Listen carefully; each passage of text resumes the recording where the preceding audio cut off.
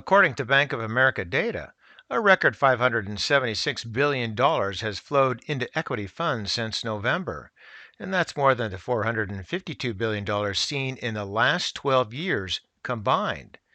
And what can we thank for that? Of course, the ultra easy monetary policies and all of those stymie checks.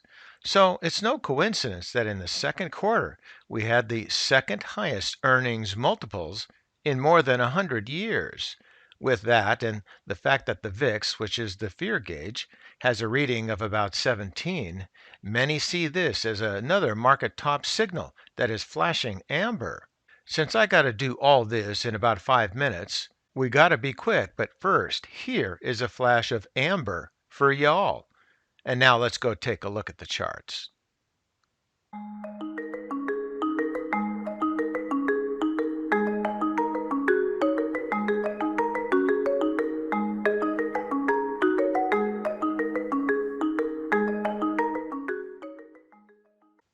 So let's catch up here with the Finra margin debt versus the S&P 500.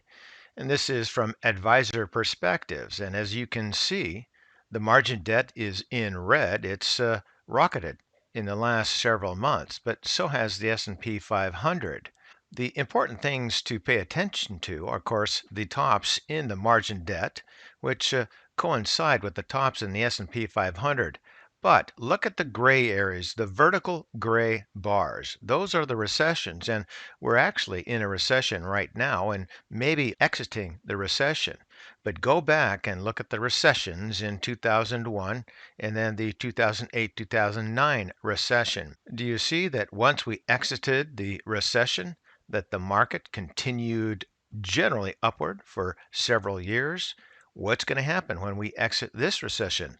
Are we going to continue upward for several years? That's a good question. We'll ponder that. Now to the next chart. And here we're taking a look at the 2-year weekly chart on the VIX, and you can see in the upper left that the symbol is $VIX using stockcharts.com. Again, 2-year weekly. Now the price chart, you can see that things are heading on down. We're at a measure of about 16.69. In the lower portion of the chart, that's the MACD. Things are heading down with the fast line moving through and downward through that slow line or the red line. Now in the upper portion of the chart, you can see the RSI, the Relative Strength Index, and we're at a very moderate 42.14. So right now, if things don't continue down, at least they go sideways, but I don't see any sign that the VIX is going to head up. And if you remember that the market trades in opposite of the VIX, so if the VIX is going down, the market is heading up. Well, we know that now, but I don't see any sign of the VIX heading on up, which would mean that the market heads down. So for now, things look pretty good. All right, let's go to our charts. And we're now looking at the 6-month daily chart on the spiders, the SPY, and the close on Friday was 411.49. Now, I drew these lines. Actually, there's a tool with realtimestockwhat.com that you can do to draw these channels. I figured I'd do that rather than try to do it myself. I've gotten so many complaints. Now, looking at this, we're bumping up against the top of that trend line, the top of that channel. Now, again, this is just a tool that draws this, so we may or may not be above that channel line, but at least we're pretty doggone close. And I think we're trying to push on through. If we do push on through, which I was saying last week and maybe even the week before, if we push on through, we might be able to be in a new channel if we have a successful test. That, again, I'll do the drawing. There's the channel line like that. Now, if you take the market and look in the up and down movement, this is what we're doing, and we're up against it right now. But if we break through, we want to watch that reversal and then a successful test and then on up, and then we could be in a new channel, possibly. So watch out for that. We could break down, stay within the channel, or break down and go below the channel. We're watching for all of those three possibilities.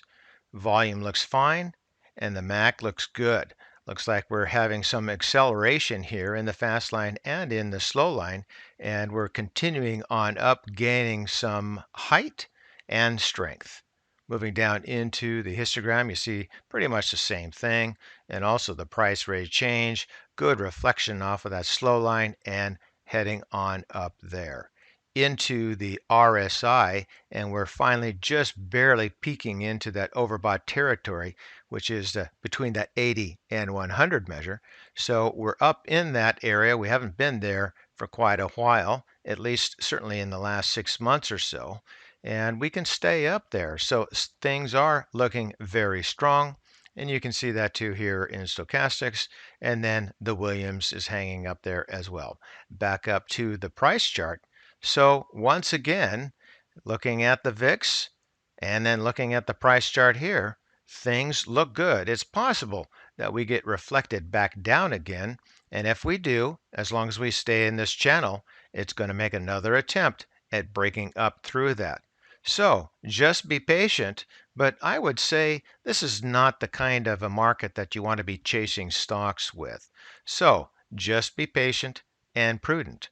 And for today, that's ChewDog Charts. Thank you.